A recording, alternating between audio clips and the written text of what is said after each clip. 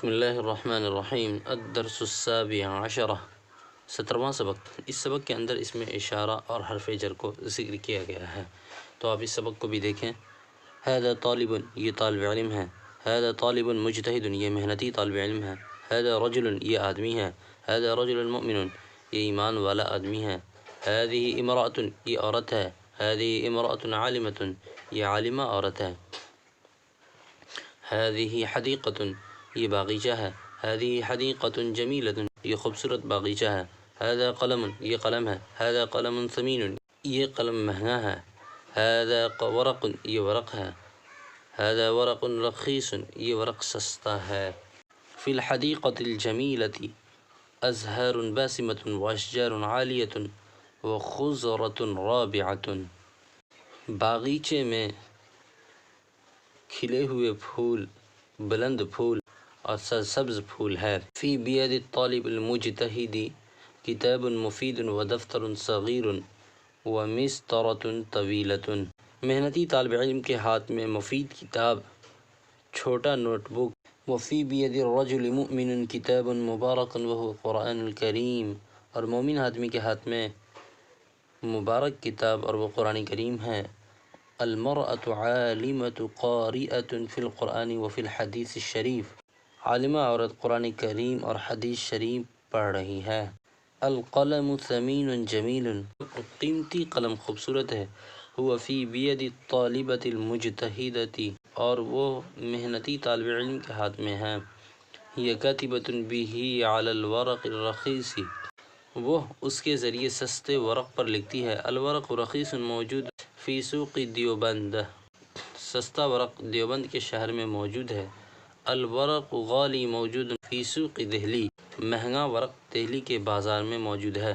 دیوبند مدینۃ قریبۃ و دہلی مدینۃ بعیدۃ، دیوبند قریب شہر ہے اور دہلی دور شہر ہے۔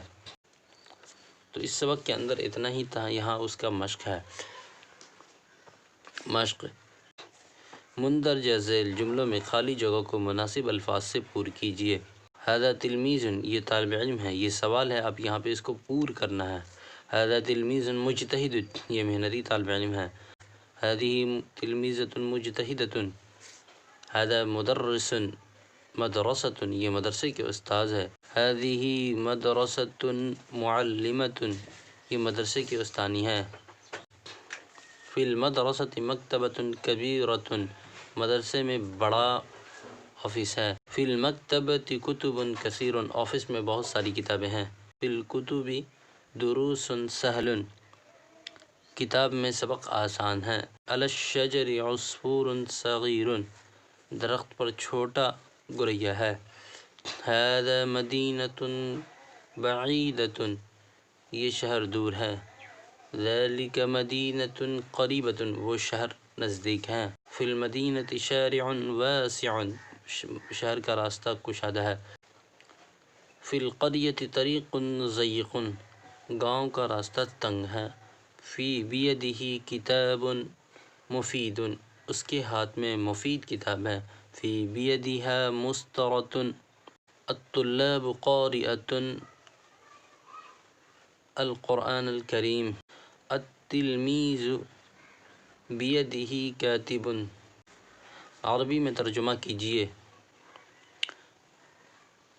سچی بات، عمدہ کتاب، خوبصورت کاپی، قرآن مجید۔ پرانا پنسل تراش، میٹھا میوہ، ٹھنڈا پانی، شاندار لباس، خوشگوار موسم، کھلا ہوا گلاب، شریف دوست۔